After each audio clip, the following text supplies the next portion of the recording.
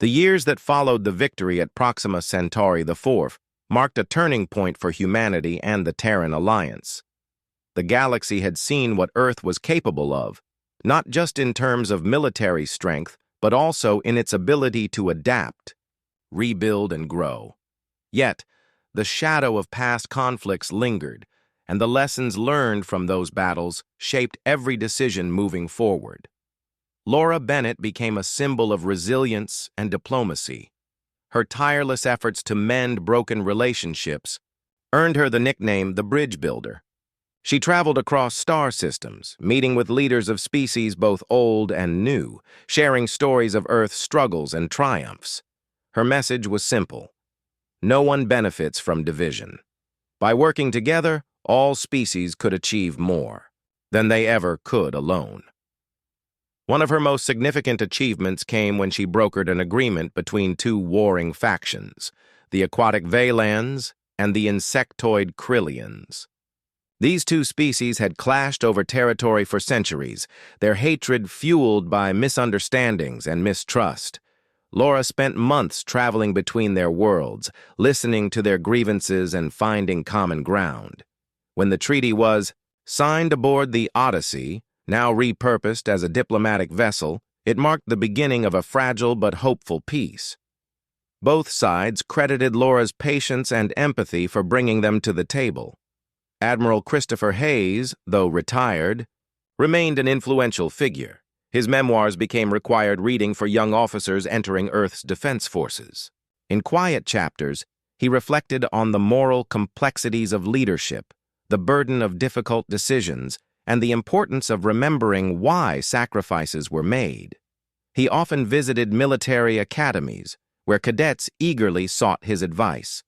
"Strength isn't about power," he told them during one lecture. "It's about knowing when to use it and when to hold back." Hayes also worked closely with Dr. Emily Dawson, whose research continued to push boundaries. Together, they envisioned a future where technology served not just humanity, but all species. Dawson's team developed tools for terraforming barren planets, creating habitable environments for displaced populations.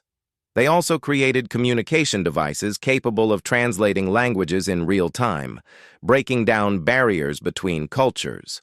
Hayes admired Dawson's optimism, even as he reminded her to proceed cautiously. "Every invention has consequences," he warned. "We must always ask ourselves if we're ready for them." Despite these advancements, challenges persisted. The Stellar Accord, though weakened after the battle at Proxima Centauri IV, refused to dissolve entirely. Small pockets of resistance remained scattered throughout uncharted space, plotting revenge against Earth. Intelligence reports suggested they were building weapons unlike anything seen before, weapons that could potentially destabilize entire star systems. President Daniel Hart took these threats seriously. Under his leadership, Earth established the Galactic Security Initiative, GSI, a coalition of allied species dedicated to maintaining peace and preventing conflict. The GSI operated independently of the Terran Alliance, focusing solely on intelligence gathering and rapid response to emerging crises. General Rachel Monroe was appointed its first commander, a role she embraced with determination. Monroe's first major operation involved tracking down a rogue scientist named Kale, who had been secretly selling advanced weaponry to the remnants of the Stellar Accord. Kale's inventions included devastating energy cannons capable of destroying moons and disrupting planetary atmospheres. If left unchecked, his work could tip the balance of power in favor of Earth's enemies. Monroe assembled a task force led by Lieutenant Marcus Reed, now a seasoned officer known for his tactical brilliance. Accompanied by a small team of operatives, Reed embarked on a covert mission to locate Kale's hidden lab. The journey took them deep into unexplored regions of space, where stars burned cold and nebulae glowed faintly against the darkness. When they finally found Kale's base, a sprawling facility built into the side of an asteroid, they discovered something unexpected. Kale wasn't working alone. he had recruited followers from various species disillusioned with the Terran alliance. Some believed Earth's rise to power threatened their independence, while others simply craved chaos. Kale promised them revenge, offering his weapons as tools to reshape the galaxy. Reed knew direct confrontation would be risky. Instead, he devised a plan to infiltrate the base and disable its defenses from within. Posing as mercenaries seeking employment, Reed and his team gained access to the facility. Once inside, they planted explosives near key systems while gathering evidence of Kale's activities. The operation went smoothly until the final phase. As Reed prepared to detonate the charges, Kale confronted him. "You think this will stop us?" the scientist sneered. "There are others like me out there. You can't destroy every weapon, every idea." Reed met his gaze calmly. "Maybe not, but we can make sure you don't get the chance to use yours." With that, Reed triggered the explosives, collapsing the base and burying Kale's operation under tons of rubble. Though the scientist escaped in the chaos, his network was shattered and his plans delayed indefinitely. Back on Earth, President, Hart announced the success of the mission, emphasizing the importance of vigilance. "Peace is fragile," he said during a press conference. "We must remain alert, not because we seek conflict, but because we value stability. The Terran Alliance exists to protect, not dominate." His words resonated deeply, especially among younger generations who had grown up hearing stories of Earth's early struggles in the galaxy. For them, the Alliance represented hope, a promise that cooperation could overcome even the deepest divides. Laura saw this shift firsthand during her travels. Young diplomats from various species approached her, eager to learn how humanity had managed to unite so many disparate groups. She shared her experiences openly, encouraging them to focus on understanding rather than fear. "Fear drives division," she told a group of trainees during a seminar. "Understanding builds bridges. Start with curiosity, not assumptions." Her guidance inspired many, including a young Valen named Silra, who later became one of the Alliance's most effective negotiators. Silra often credited Laura with teaching her to see beyond surface differences and recognize shared goals. As decades passed, humanity's influence continued to grow. Colonies thrived, trade routes expanded, and cultural exchanges enriched societies across the galaxy. Earth itself transformed, becoming a hub of innovation and collaboration. Cities adapted to accommodate visitors from other species, blending architecture and traditions in ways that celebrated diversity. Yet even in this era of progress, reminders of the past remained. Memorials dedicated to Ethan Cole stood in every major city, honoring his sacrifice and the ideals he represented. Annual ceremonies brought together people from all walks of life, reaffirming their commitment to peace and unity. Admiral Hayes attended one such ceremony late in his life, standing quietly as speeches were delivered and wreaths laid. Though frail, he still carried himself with dignity, his presence inspiring reverence among those who gathered. When asked to speak, he kept his remarks brief. "Ethan believed in a better future," he said, his voice steady despite his age. "Let us honor his memory by continuing to build it." In the end, humanity's journey through the stars was defined not by conquest or destruction, but by resilience and growth. The scars of Zorath Prime and the battles that followed served as reminders of the cost of survival, but also of the potential for redemption. Through perseverance, compassion, and a willingness to learn, Earth carved out a place among the stars, proving that even the smallest actions could ripple across the galaxy. As Laura looked out at the endless expanse of space one evening, she felt a sense of pride mixed with humility. Humanity had come so far, yet there was still so much to discover. The road ahead would undoubtedly hold challenges, but with each step, they moved closer to a future worth fighting for. And so, humanity pressed onward, guided by the lessons of its history, and the dreams of its people. The galaxy was vast, unpredictable, and full of wonder, and Earth was ready to embrace it all. Years passed since the destruction of Zorath Prime, and humanity had begun to carve a new identity for itself among the stars. The Terran Alliance grew steadily, attracting species who saw value in cooperation rather than conflict. Trade flourished, scientific advancements accelerated, and cultural exchanges became commonplace. Earth's capital city buzzed with activity as diplomats from across the galaxy arrived to negotiate treaties, share knowledge, and forge friendships. But beneath the surface of progress, tensions simmered. Admiral Christopher Hayes had retired from active duty shortly after returning from Zorath Prime. Though hailed as a hero by many, he carried the weight of his decisions like an invisible chain. He spent his days writing memoirs, reflecting on the choices that had shaped humanity's future. In quiet moments, he visited memorials dedicated to Ethan Cole, whose name had become synonymous with sacrifice and courage. Hayes often wondered if Ethan would approve of the path humanity now walked, a path paved with both triumphs and tragedies. Laura Bennett, on the other hand, remained deeply involved in shaping Earth's role in the galaxy. She traveled extensively, meeting with leaders of newly joined species and advocating for policies rooted in fairness and mutual respect.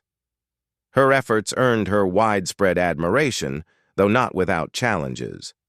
Some humans criticized her for being too lenient, arguing that strength, not diplomacy, would secure humanity's place among the stars. Others accused her of idealism, claiming that kindness could be mistaken for weakness.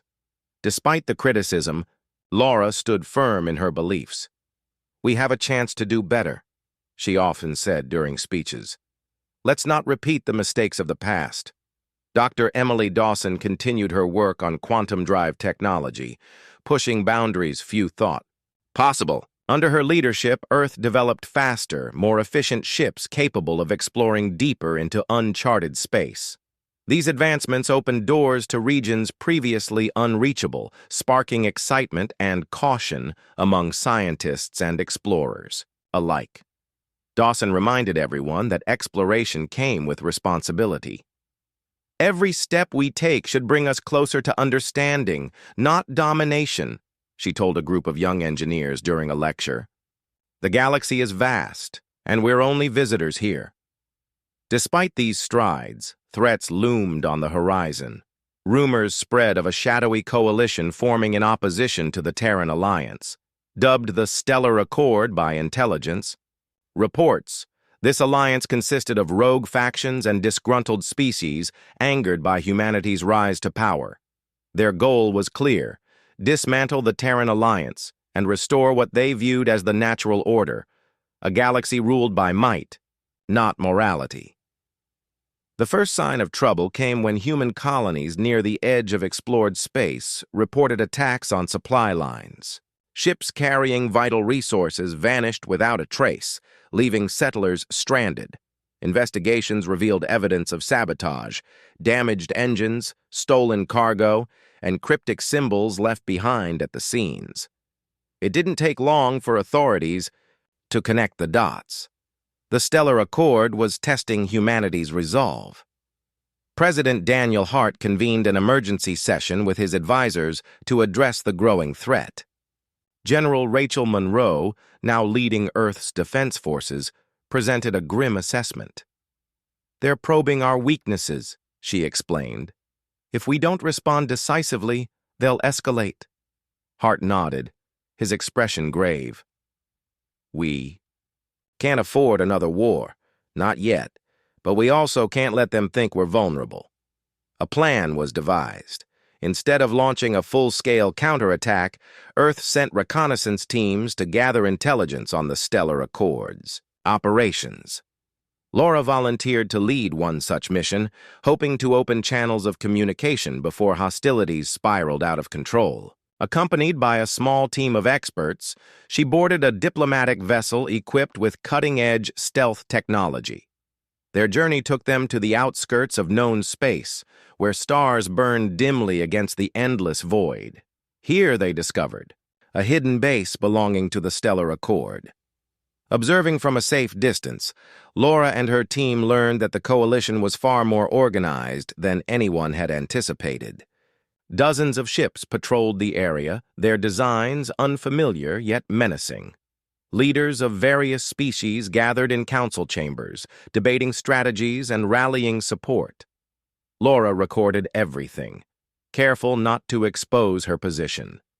When she returned to Earth, she delivered her findings to President Hart and his advisors.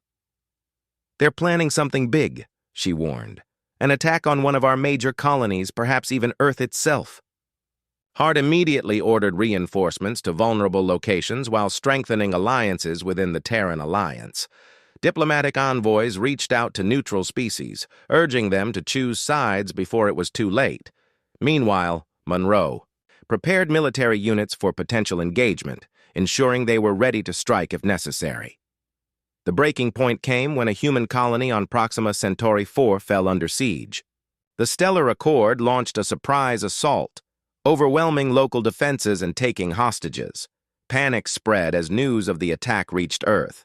Protesters demanded swift retaliation, while others called for restraint, fearing escalation into another galactic war. Hayes, though retired, was summoned to consult with military leaders. His experience and insights proved invaluable as plans unfolded. "This isn't just about defending ourselves," he advised. "It's about showing the galaxy that the Terran Alliance stands together. If we falter now, we lose everything we've built." Under Monroe's command, a rescue operation was launched. A fleet of advanced ships, including several equipped with upgraded quantum drives, sped toward Proxima Centauri 4. Laura accompanied the mission, determined to negotiate the release of hostages if given the opportunity. When the fleet arrived, the scene was chaotic. Fires raged across the colony, and debris floated in orbit. The Stellar Accord's ships formed a blockade, daring the Terran Alliance to engage.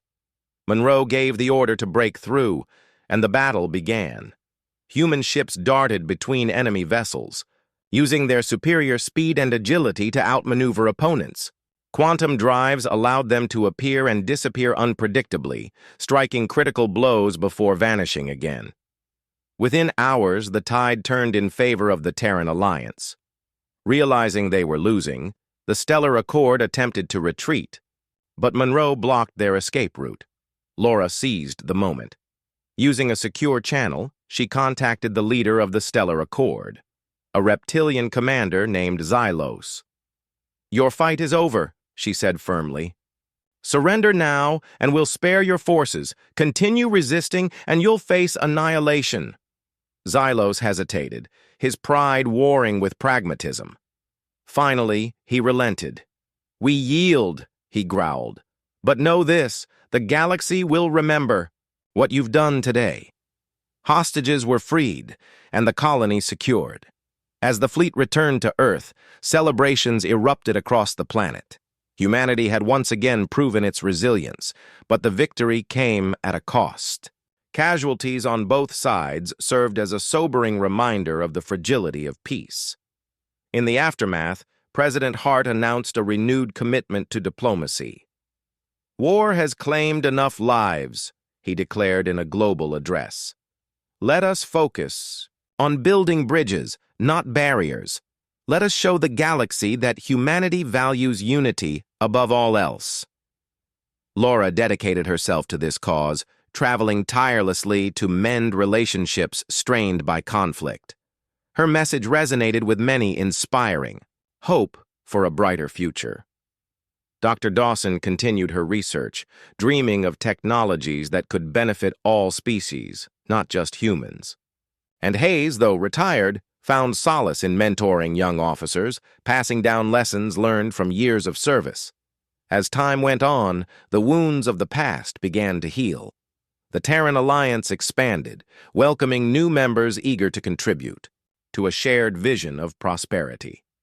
Humanity, once seen as a newcomer struggling to find its footing, now stood as a beacon of innovation and cooperation. Yet, the scars of Zorath Prime remained, a reminder of the price paid for survival. For those who lived through it, the memory served as both a warning and a promise. Never again would humanity allow itself to be pushed around, but neither would it forget the importance of compassion and understanding. And so, humanity moved forward, carrying the lessons of its history into the unknown expanse of the cosmos.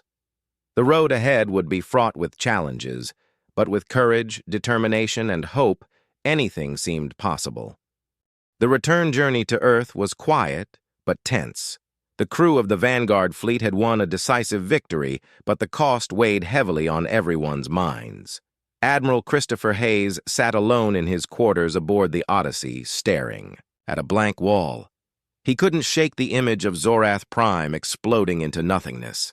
Though he had given the order with full awareness of its consequences, he couldn't stop questioning whether it had been the right choice. On the bridge, Lieutenant Marcus Reed and Commander Lisa Grant worked to keep morale high among the crew. They shared stories of Earth, its sprawling cities, its green forests, and its endless oceans, reminding ever when the fleet finally reached Earth's orbit, the planet below looked peaceful, almost untouched by the horrors of space. Hayes ordered all ships to remain in position, while he traveled down to the surface to report directly to President Daniel Hart. As his shuttle descended through the atmosphere, he gazed out the window at the blue and green world below.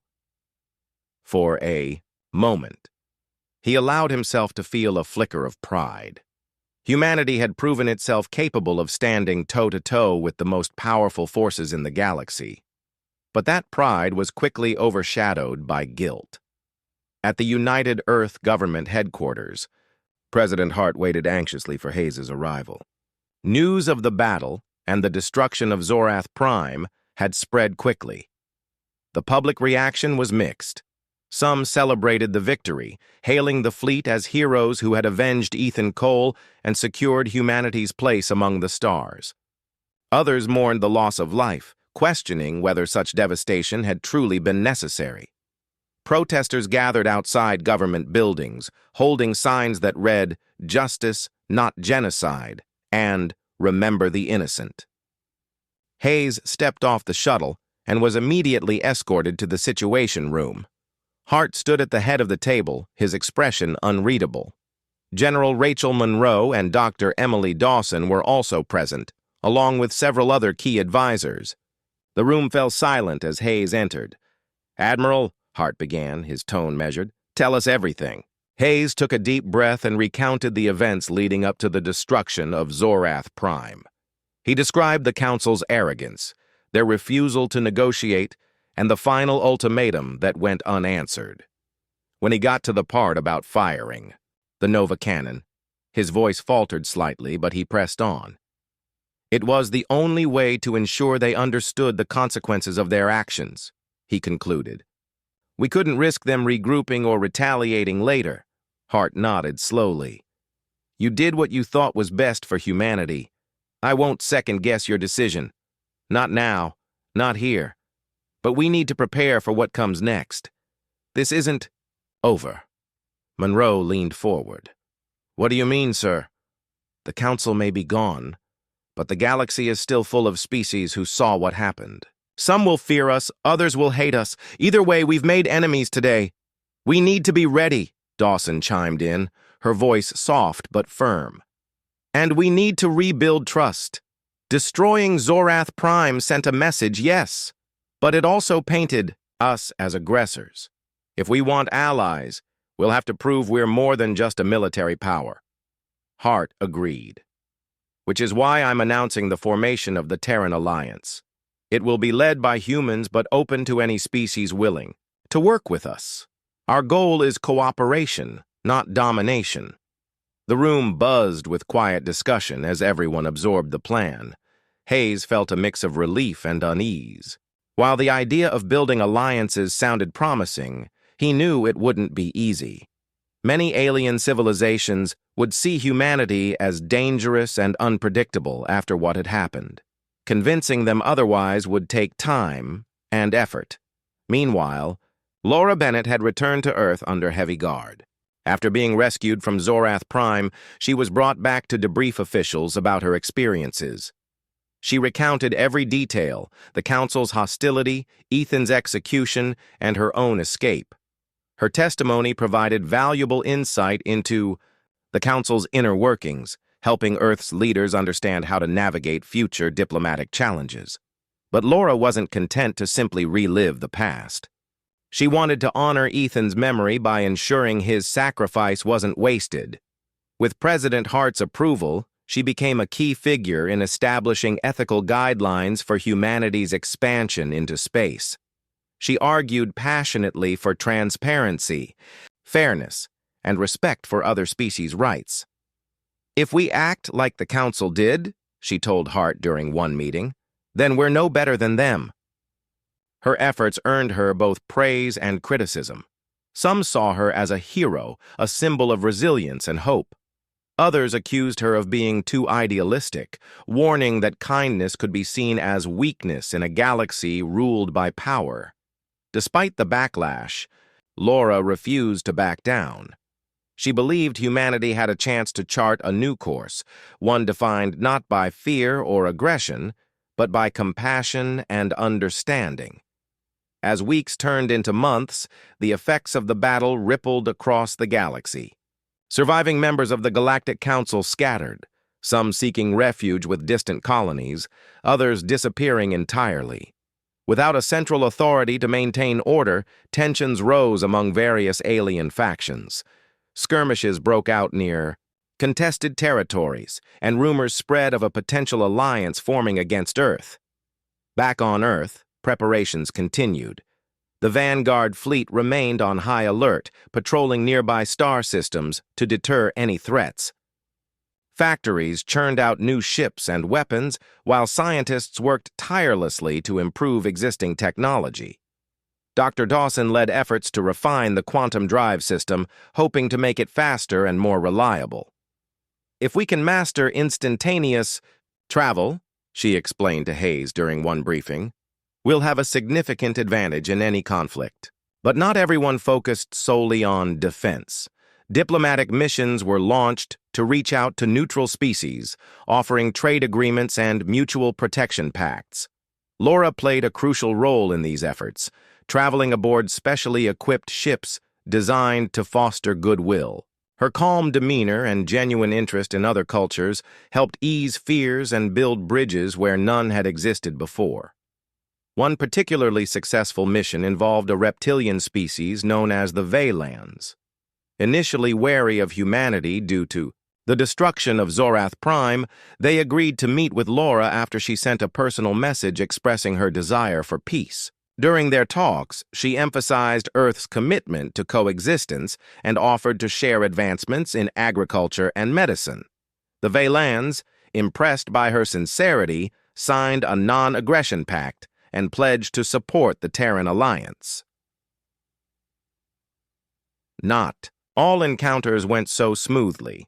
Some species rejected Earth's overtures outright, viewing humanity as reckless and untrustworthy. A few even threatened violence if Earth's ships ventured too close to their borders.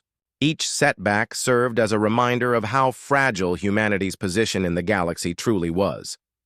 Amidst these challenges, Admiral Hayes struggled to find balance. On one hand, he was proud of what the fleet had accomplished.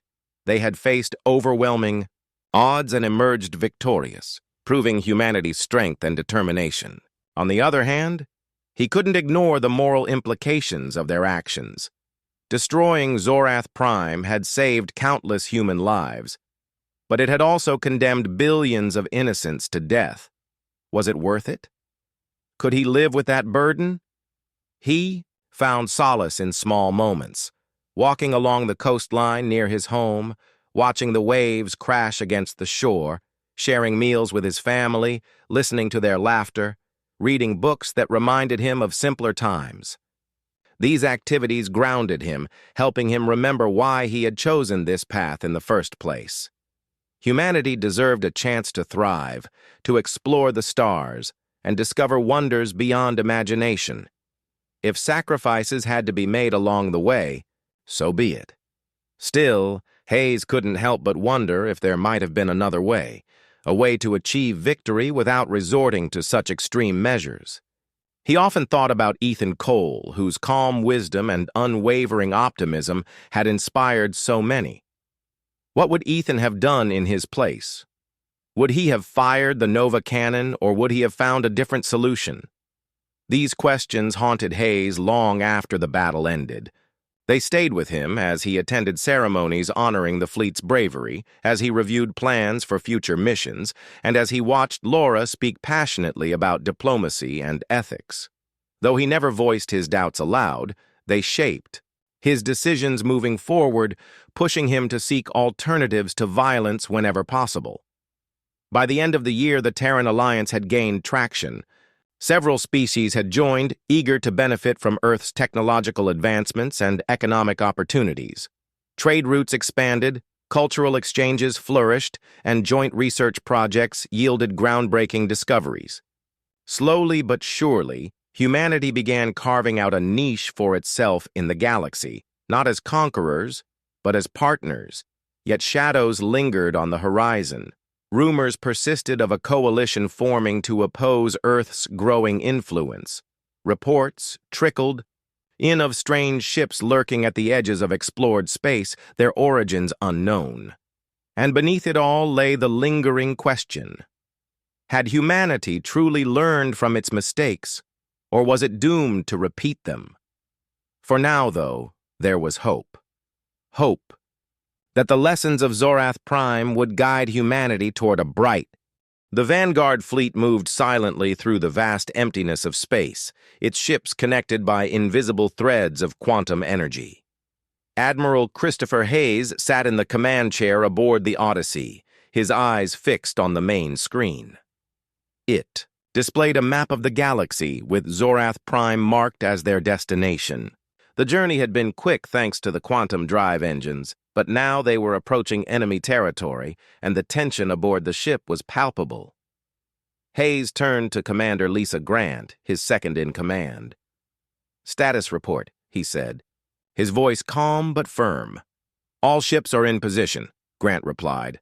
"Quantum drives are functioning perfectly, and weapon systems are online. We're ready, sir." Hayes nodded, then addressed the entire fleet over the communication system. "This is Admiral Hayes speaking. In a few hours, we'll arrive at Zorath Prime. Our mission is clear. Hold the Council accountable for what they've done to Ethan Cole and humanity. We don't want unnecessary bloodshed, but if they refuse to listen, we won't hesitate to act. Remember, we're fighting not just for revenge, but for our future. Stay sharp, stay focused, and trust in your training. That's all." As the transmission ended, Hayes leaned back in his chair, his mind racing. He knew this mission carried enormous risks. If they failed, it could mean the end of humanity's place among the stars. But if they succeeded, it would send a message that Earth was no longer a weak newcomer. It was a force to be reckoned with. Hours later, the fleet arrived near Zorath Prime. The planet loomed ahead, glowing faintly under its artificial rings. Its floating cities sparkled like jewels against the blackness of space, but to Hayes, it looked more like a fortress than a paradise. Sensors detected dozens of council ships patrolling the area, their sleek designs a stark contrast to the rugged, utilitarian appearance of the human vessels. Before launching an attack, Hayes decided to give the Council one last chance to surrender. He broadcast a message across all frequencies, addressing the Council directly. "This is Admiral Christopher Hayes of the United Earth Government. You have committed an unforgivable crime against humanity by executing our envoy, Ethan Cole. We demand justice. Dissolve your corrupt government, hand over those responsible for this atrocity, and recognize humanity's sovereignty. If you fail to comply, we will take action. This is your final warning." The response came almost immediately. A holographic image appeared on the bridge of the Odyssey, showing Krail, the insect-like council member who had led the accusations against Ethan. His voice was cold and mocking. "You dare threaten us? You are nothing but primitives playing at being civilized. Leave now, or we will destroy you." Hayes clenched his fists, but kept his composure.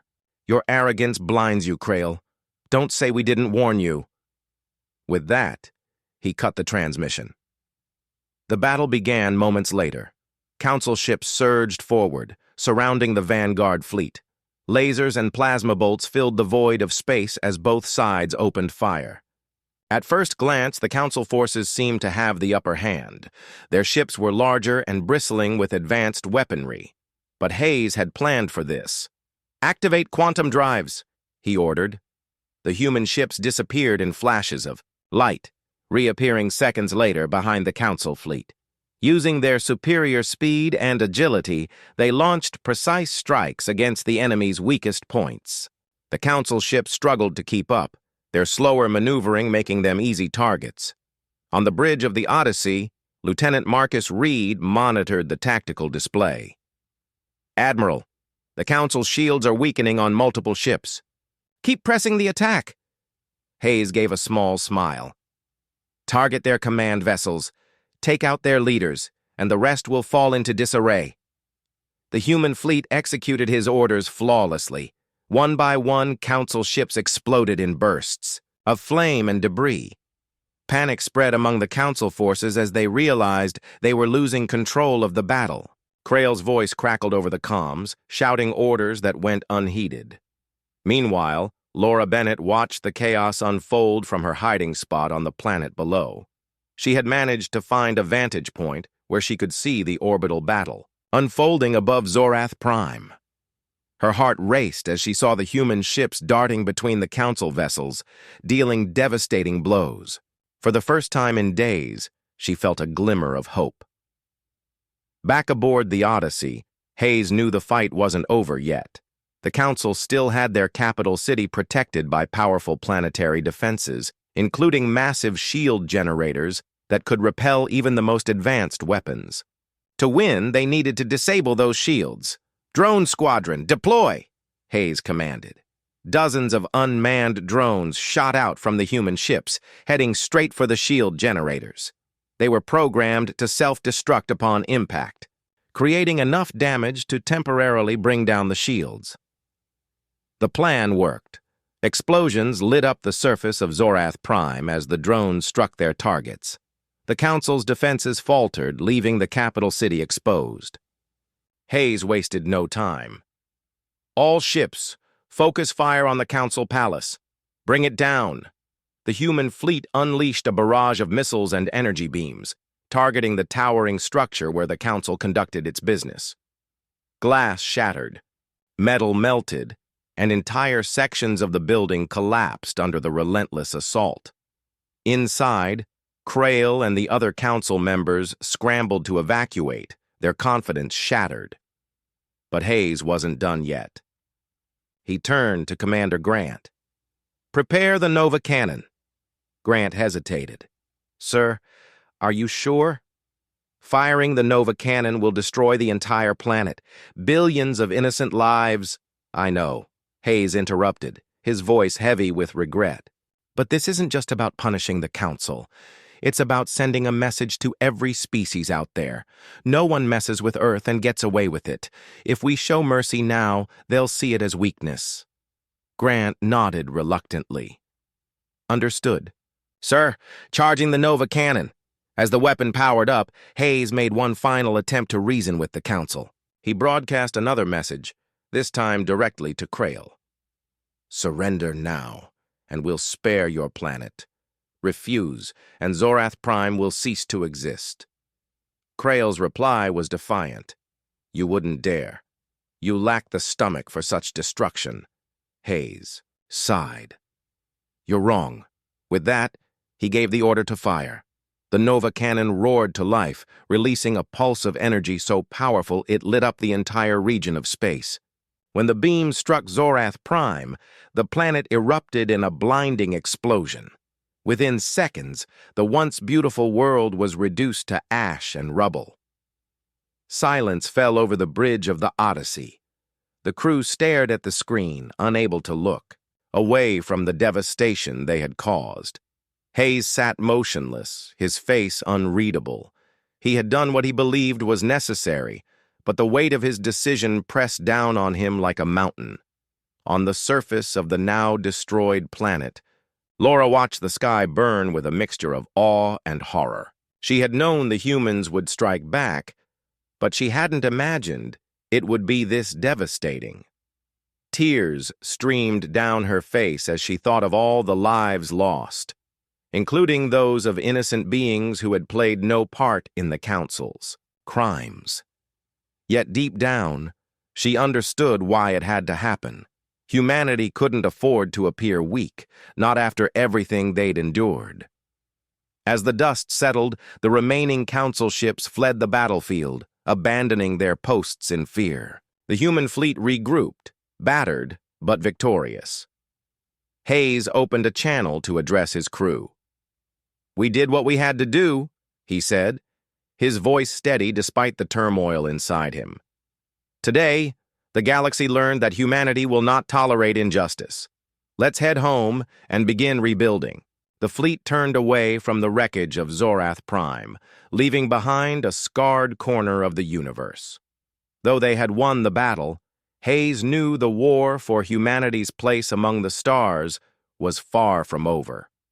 Still, for the first time in years, Earth stood tall, its name echoing across the cosmos as a symbol of strength and resolve. Back on Earth, life was moving forward as usual, or at least it seemed that way. People went about their days, unaware of the storm brewing light years away. The United Earth government had kept Ethan Cole's mission quiet, sharing only vague details with the public. Most people knew he was representing humanity in talks with the Galactic Council, but few understood how high the stakes were. That changed when Laura's message arrived. The transmission reached Earth late one evening, crackling through space like a desperate cry for help. It landed in the secure communications center of the Global Defense Network, where technicians scrambled to decode and verify its contents. When they finally played the recording, silence fell over the room. The footage showed everything: Ethan's calm demeanor during the hearings, the council's accusations, and then the horrifying moment when he was executed. Laura's voice trembled as she described what had happened, her words filled with anger and sorrow. Within hours, the message made its way to President Daniel Hart. A tall man with graying hair and sharp eyes, Hart had served 2 terms as leader of the United Earth government. He prided himself on being a steady hand in times of crisis, but this was different. As he watched the recording in his private office, his jaw tightened and his hands clenched into fists. This wasn't just an insult, it was an act of war. Hart called an emergency meeting with his top advisors, including General Rachel Monroe and Admiral Christopher Hayes. The 3 of them gathered in the Situation Room, a dimly lit chamber deep beneath the government headquarters. Screens displayed maps of Earth, star charts, and images of the Galactic Council's ships. The mood was tense, with everyone speaking in low, urgent tones. "We can't let this stand," Hart said, breaking the silence. "If we do nothing, every alien race out there will see us as weak. They'll think they can walk all over us." "General," Monroe nodded. "Agreed, sir. But we're talking about the Galactic Council. Their technology is centuries ahead of ours.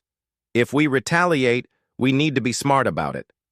Admiral Hayes leaned forward, his face grim. "We've been preparing for something like this.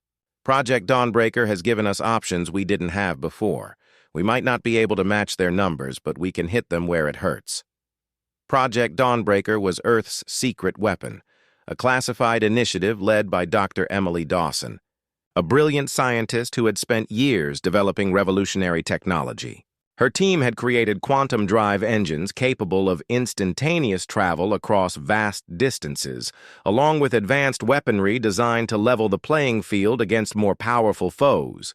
The project had been kept hidden even from most government officials, a last-ditch effort to protect humanity if diplomacy failed. Hart turned to Hayes. "How ready are we? Can we strike back effectively? Hayes hesitated, weighing his words carefully. We have 12 ships equipped with quantum drives. They're fast, agile, and armed with experimental weapons. But it's risky. If the Council sees us coming, they'll crush us.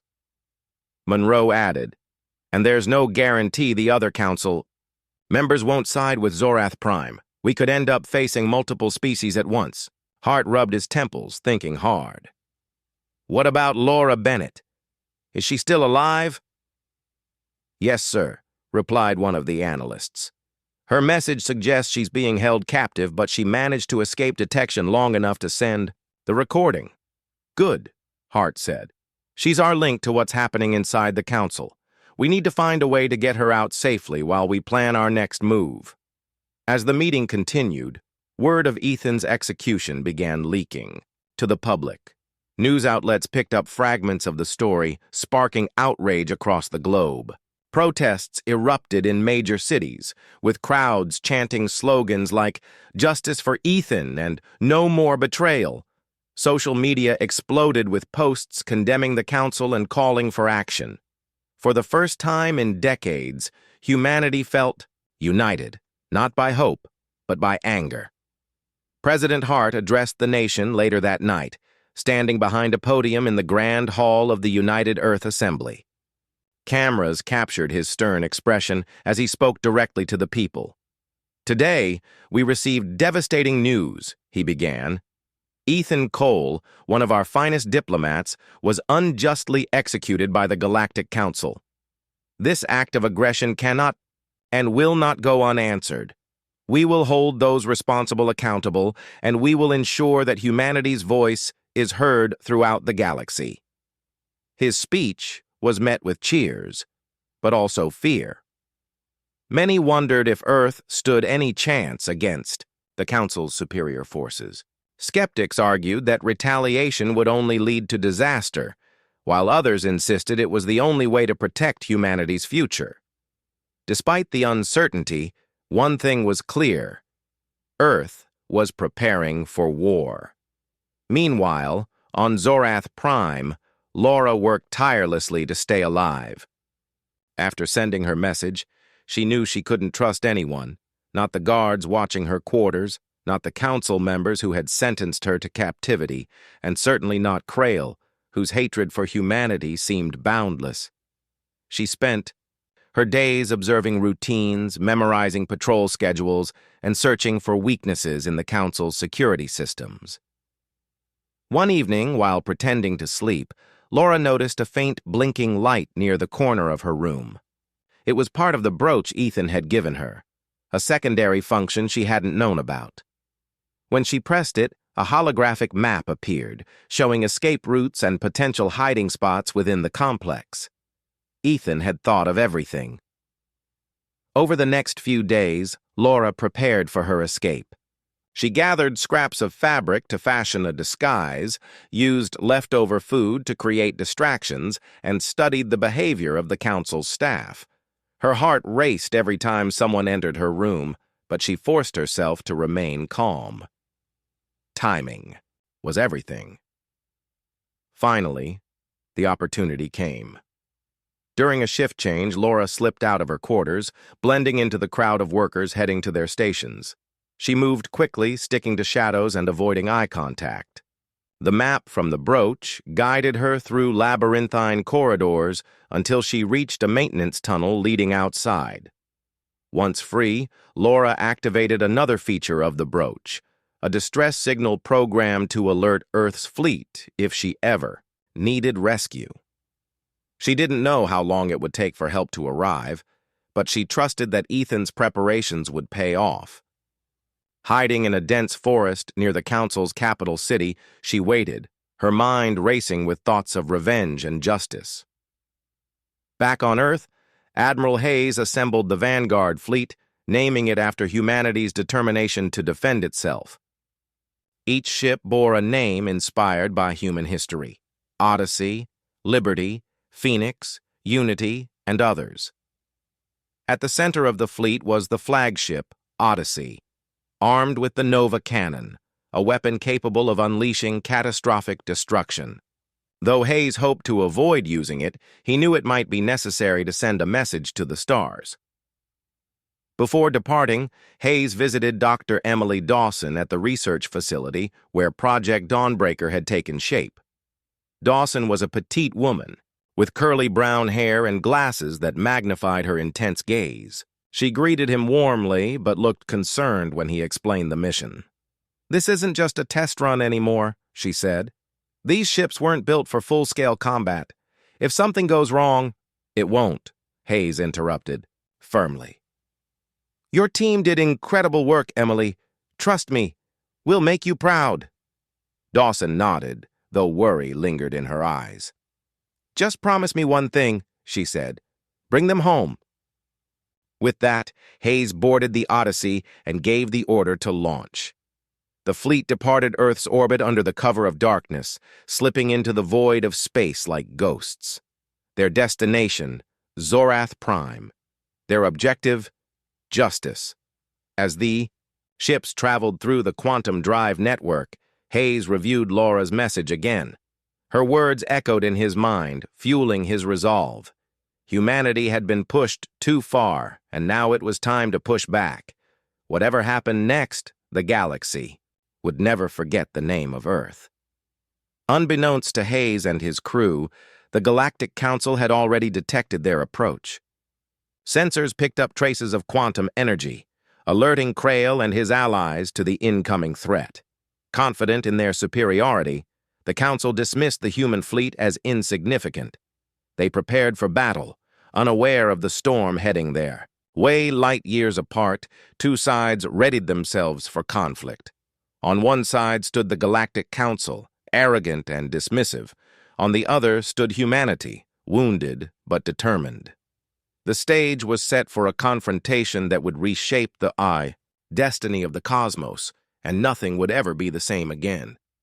In the year 2347, humanity had finally reached a point where it could no longer be ignored by the rest of the galaxy.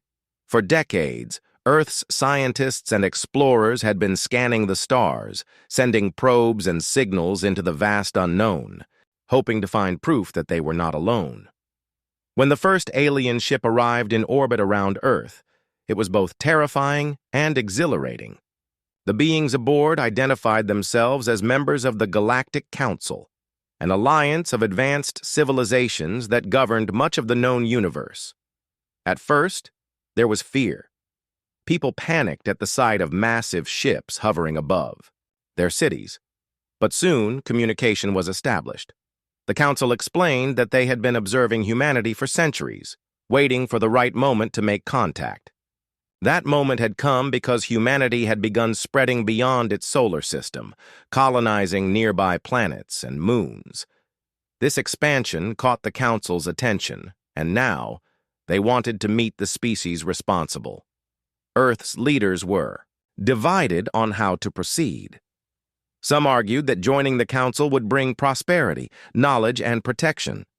Others worried about losing independence or becoming pawns in galactic politics.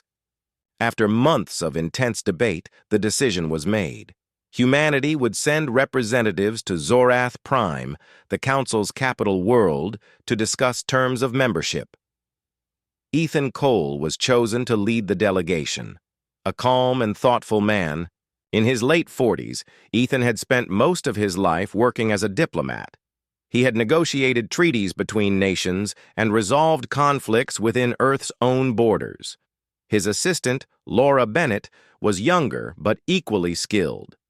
She had a sharp mind and a knack for understanding people, which made her invaluable during negotiations. Together, they prepared for what might be the most important mission in human history. The journey to Zorath Prime took several weeks, even with the advanced engines of the Council's transport vessel.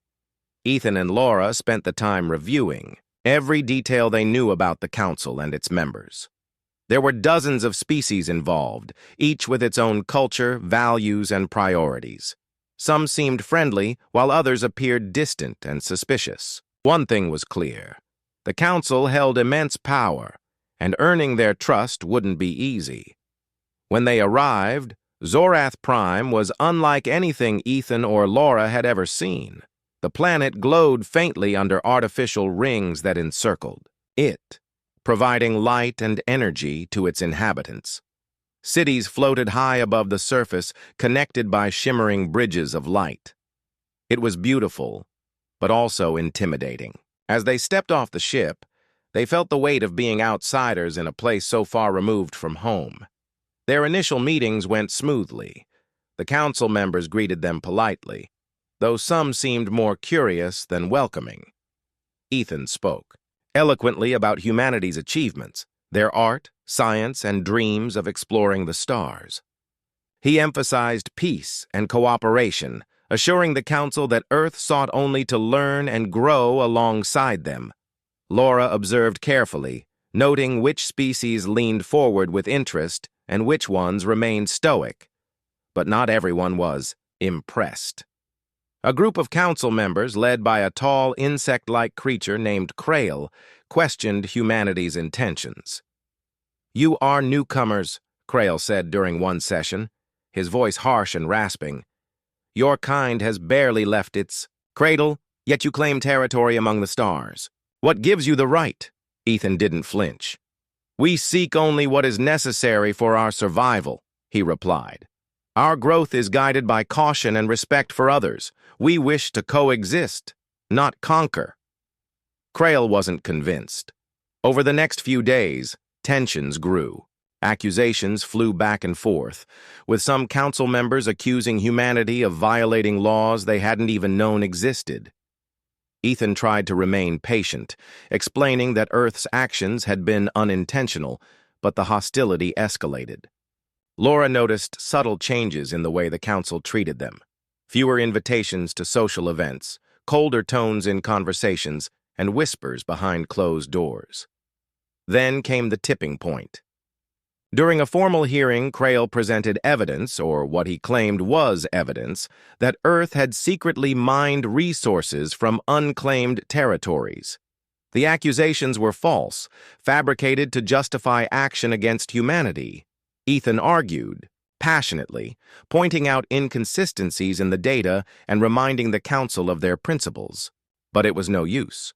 The council had already decided. Ethan was called before them one final time. Laura accompanied him, standing silently at his side as the council delivered their verdict. "Ethan Cole," one of the council members announced, "you stand accused of espionage and illegal expansion. Your actions have threatened the stability of the galaxy. For these crimes, you will be executed," Laura gasped, gripping Ethan's arm. "No!" she cried. "This isn't justice." Ethan placed a hand on hers, steadying her. His face was pale but composed.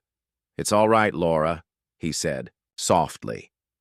Then, turning to the council, he added, "If my death serves your purpose, then so be it. But know this, humanity will not forget." Before either of them could react further, a beam of energy shot through the chamber, striking Ethan directly. In an instant, he was gone, leaving nothing behind but silence. Laura stumbled backward, tears streaming down her face. The council watched impassively, unmoved by her grief. "You will remain here," one of the council members told her. "Your fate will be decided later." Alone and overwhelmed, Laura retreated to her quarters. Her mind raced with thoughts of revenge, despair, and disbelief. How could this happen? Why had the council acted so cruelly? And what would become of Earth now? Little did she know, Ethan had prepared for such an outcome. Before leaving Earth, he had given her a small device disguised as a brooch. "In case things go wrong," he had said with a sad smile. Now, clutching the brooch tightly, Laura realized it might be her only hope, not just for escape, but for exposing the truth to the world. As night fell over Zorath Prime, Laura activated the device. It hummed quietly as it recorded everything: the lies, the betrayal, the execution. When the message was complete, she transmitted it back to Earth. Knowing it would ignite a firestorm, humanity deserved to know what had happened to their envoy and why. What followed changed everything.